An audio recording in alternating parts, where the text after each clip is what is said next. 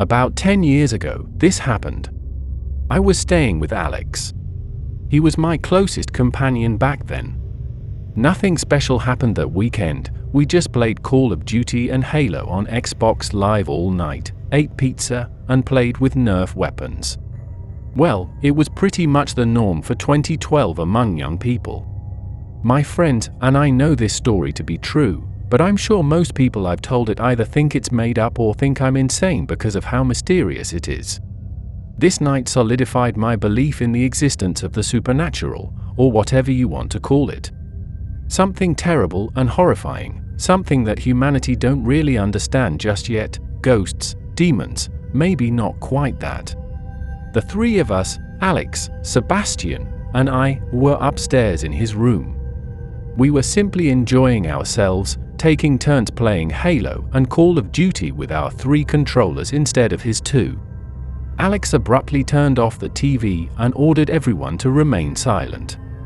At that very moment, a level of scream that I have never heard before erupted around us. Alex claimed to occasionally hear a really twisted howling sound. Remember, we were on a dead-end street at 1 in the morning with only one streetlight post shining a very dim lamp on us. A very tall figure, its outline just visible in the roadway, was running across it like a deer. As the scream faded from our ears, it was becoming more and further away. "What the heck was that, Alex?"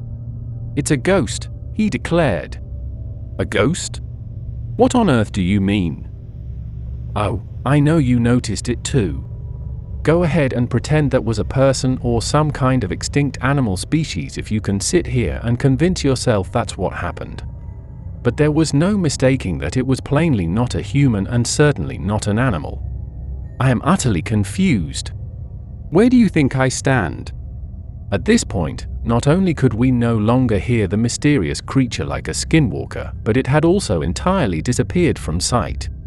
However, Alex's gaze remained fixed on the window. On the verge of losing his mind, he appeared. "I hope you're doing well, Alex. It would be wise for you to take a seat and sip on some water." At that point, he began to weep. It seems like he was overwhelmed by the emotions of everything and couldn't manage them, leading to a collapse. Apparently, he has been experiencing this for quite some time and is at a loss as to how to proceed. To the best of his knowledge, just 3 of us have witnessed it. His parents consider him insane and refuse to trust him. I believe he was relieved that someone finally got what he was trying to say after all these years. It frightened us too, so he obviously didn't want us to see it. However, I imagine it brought him some solace to know it was genuine and that he isn't crazy. However, the realization that it is genuine is absolutely horrifying, which may cause even greater anguish. It appears that he occasionally hears it, but he has decided to disregard it entirely. So far, nothing horrible has happened, and we certainly hope that remains the case.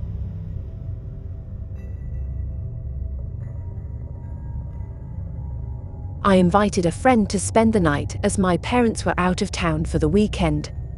It happened a few years ago, and although I shouldn't have entertained guests when my parents were away, looking back, it was likely for the best. We spent the entire night chatting about anything and everything, playing board games and card games, and generally enjoying each other's company while glued to our phones. At least 16 years old, maybe more. Hey, I turned 16 not too long ago. At the age of 17, my best friend was just a year my senior. We weren't romantically involved. Hannah was more like my best buddy from high school.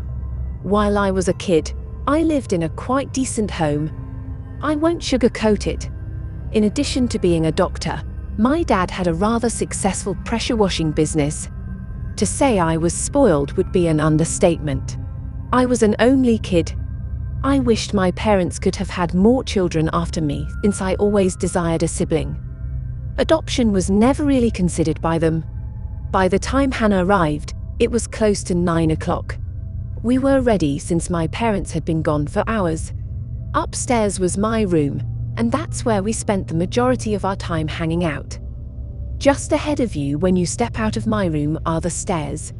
My own bathroom is across the hall from my bedroom, running parallel to it.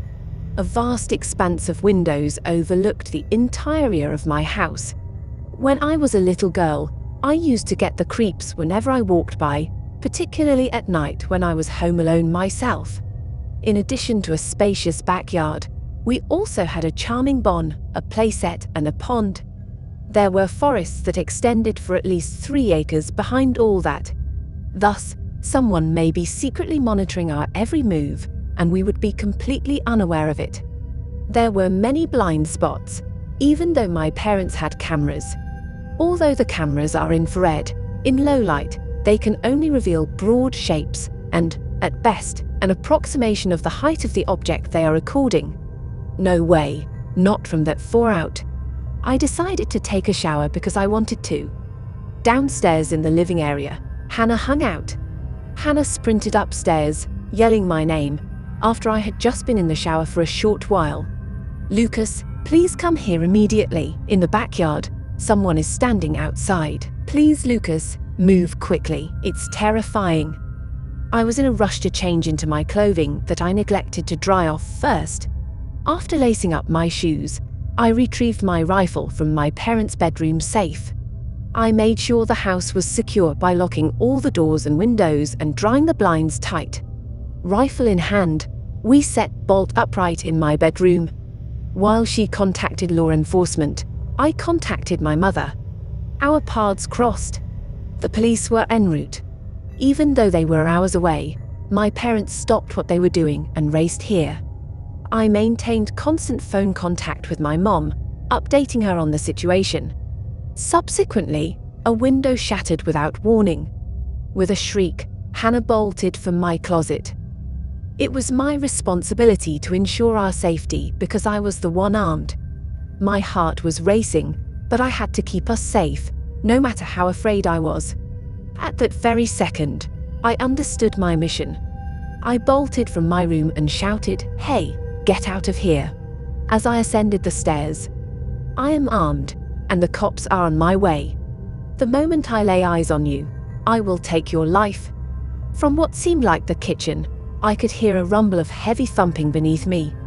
As he meticulously searched each room, I could hear rustling sounds echoing throughout the entire home. Thankfully, his attempt to breach my parents' safe was unsuccessful. Had he been armed that night, it likely would have escalated into a firefight. He absconded with a few minor possessions and a piece of pricey jewelry that belonged to my parents. Not long after that, he made an escape attempt, but the cops caught up to him just in time. Just as I watched, it all came to a head. A police officer tased him before placing him in handcuffs. There was apparently another armed robbery and break-in case that had a warrant out for his arrest. Even though I've never wanted to live alone not in that house, anyway, my parents have never allowed me to do so since then.